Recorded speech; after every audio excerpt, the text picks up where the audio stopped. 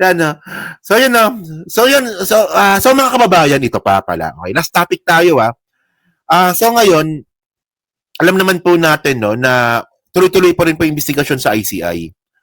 So, may mga kakasuhan na nga po. Di ba nakita nyo ba yung yung kulungan? No, yung first batch nga daw mga kababayan, pag na-file daw po yung kaso, 40 na katao daw po kagad yung makukulong. Di ba? Kaya nga meron silang hiwalay na kulungan eh. Itong mga posibleng akusado nga po sa flood control. So, tandaan po natin noon, pag nakapag-file po ng kaso, non-bailable case po yun. So, ngayon, umiikot na po yung ICI sa buong Pilipinas. At ako, sabi ng iba na mabagal, pero ang tawag ko po yung due process. At minsan po kasi ang problema kasi dito, yung due process kasi, din po kasi minsan nakakahanap po ng butas yung mga akusado. O for example, o alin sa balay lo po, no? For example, pangalan nito? Si Bonoan. Di ba si Bonoan nakatakas? Ako, sa tingin ko mukhang malabo na po bumalik si Bonoan. Pero, ayun nga yung point. Di ba? Dahil po sa butas ng due process, kaya nakakatakas po itong mga politician po natin. Pero ang gusto ko lang sabihin dito mga kababayan, no? Hindi po natutulog yung ICI. Tuloy-tuloy lang po talaga yan. At isa nga po sa mga nakita nga po nila na posibleng puntahan nila ulit at actually napuntahan na nga po, no? Yung Davao City mismo. So ito galing to kay Ridon. Ex-Duterte Sports Advisor drag into anomalous flood control project in Davao. So Davao City ata to, no? So basahin nga natin. Sabi dito, okay, a flood control project in Davao City nga. A flood control project in Davao City has been mired in controversy after it was discovered that its funding was allegedly not included in 2021 national budget.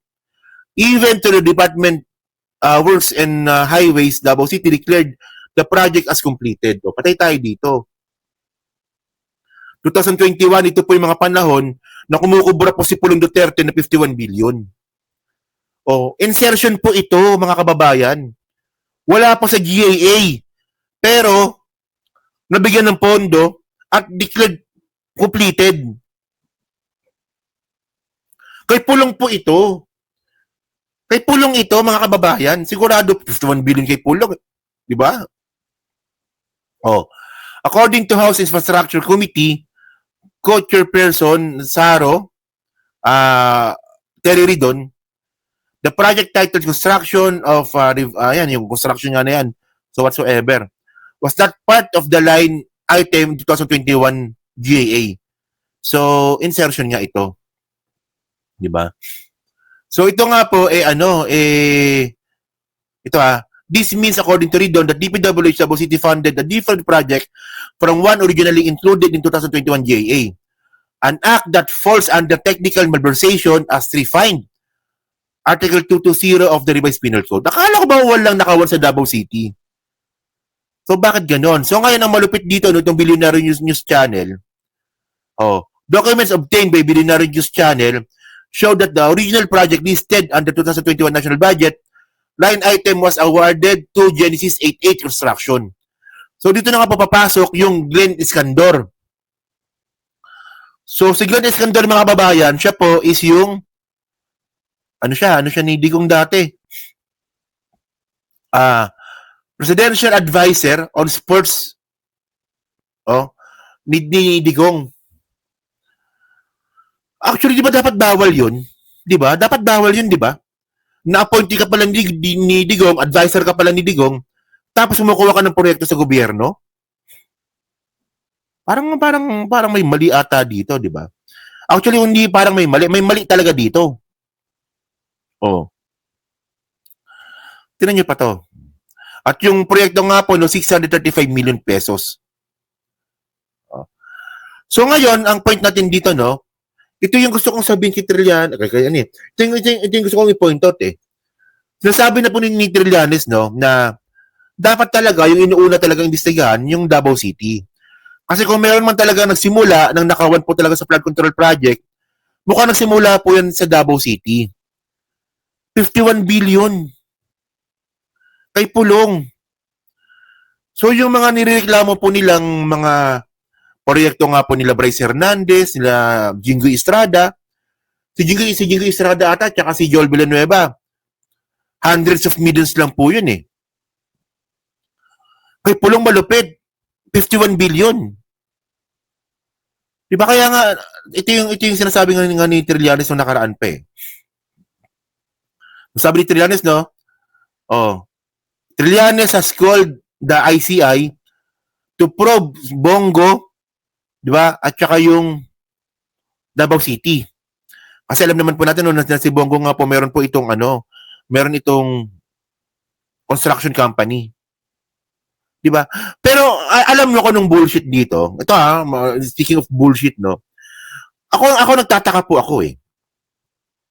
Nagtataka lang ako. Naalala nyo, di ba? Last week, pumunta si Azurin sa Davao City.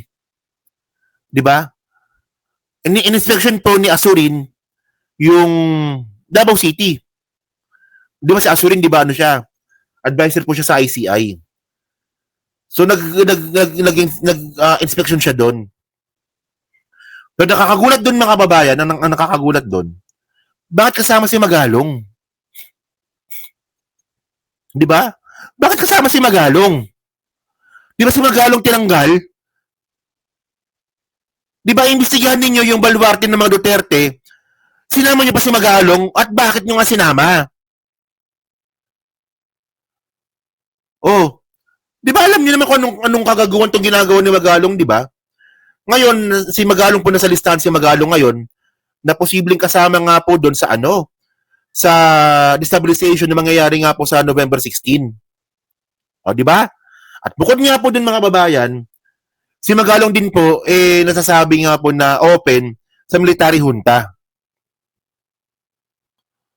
Oh. Ngayon dapat talaga ang unang imbestigahan talaga dito, Davao City. Kasi nandun po talaga simula lahat ng nakawan po sa flood control. Oh, 'di ba dati? Naalala niyo naman dati, 'di ba? Para po maprobahan ang isang flood control project, bago mabayaran, kailangan meron po itong pirma ng LGU. Tinanggal po yan noong panahon ni Digong. So, ang nakinabang po talaga dito, si Pulong. O ngayon, ang nakakatawa kasi dito, no, alam nyo ba, na regarding po dyan sa 51 billion ni Pulong, sumagot po si Pulong dyan. Alam nyo ba yon? Di ba yung si Pulong Duterte, di ba? Ano yan? Yung 51 billion, di ba? Ayan po yung binabato sa kanya. Sinagot niya na pala yung issue po na yan. Di ba? O nga pala. Naalala nyo rin ba na yun na yung nag-expose pala na 51 billion si Saldico? Tama, di ba? Saldico ba? Tingnan ko nga. Alam ko si Saldico nag-expose nun eh. Sabi ko nga, tingnan ko. Search ko lang ha. Saldico. 51 billion. Oh, tama nga. Saldico nga. Saldico nga. Oh. Kasi ngayon lang pumasok sa utak ko eh. O, di ba? Alam po ni Saldico yun. Na may 51 billion nga po si Pulong. Kasi nga po, gawain din pala niya. Di ba? Gawain din pala ni Saldico. Kaya pala, di ba? No? Kaya pala, ito, pakita ko sa inyo. Kaya pala, in-expose ni Saldico, yung 51 billion ni Pulong, alam niya pala kasi gawain din pala ni Saldico. Ito mo, may ads pa. Nagka-ads pa tuloy. Ayan eh. Sa kanya unang lumabas yan eh. Tingnan nyo ha.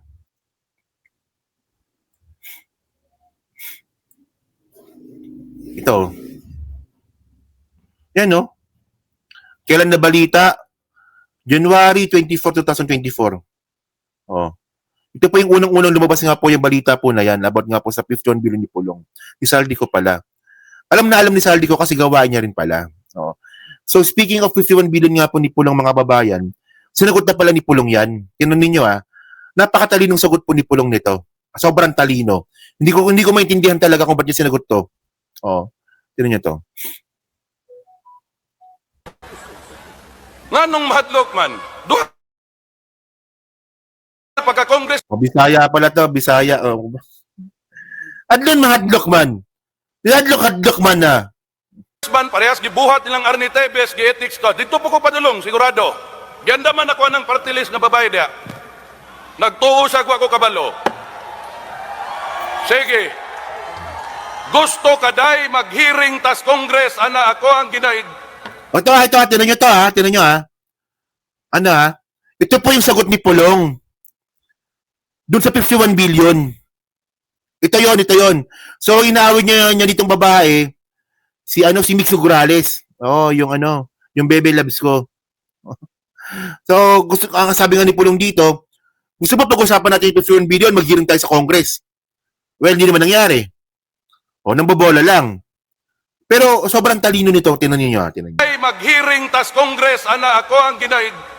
Gisulti pa ninyo, gibulsan 51 billion. Pangita dog bangko dres Pilipinas, mo release ana. Tinan niya. Naintindihan niyo ba? Tinan niya. Sige. Yes, ana ako ang ginaid. Gisulti pa ninyo, gibulsan 51 billion. Pangita dog bangko dres Pilipinas, mo release ana. Putang ina, ang talino mo talaga, Pulong. Ang talino mo talaga. Di ba? Sabi ni Pulong, 51 billion.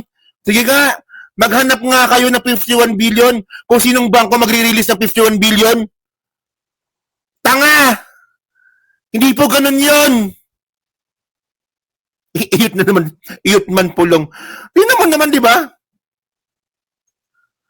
Ganyan po katanga ang mga DDS.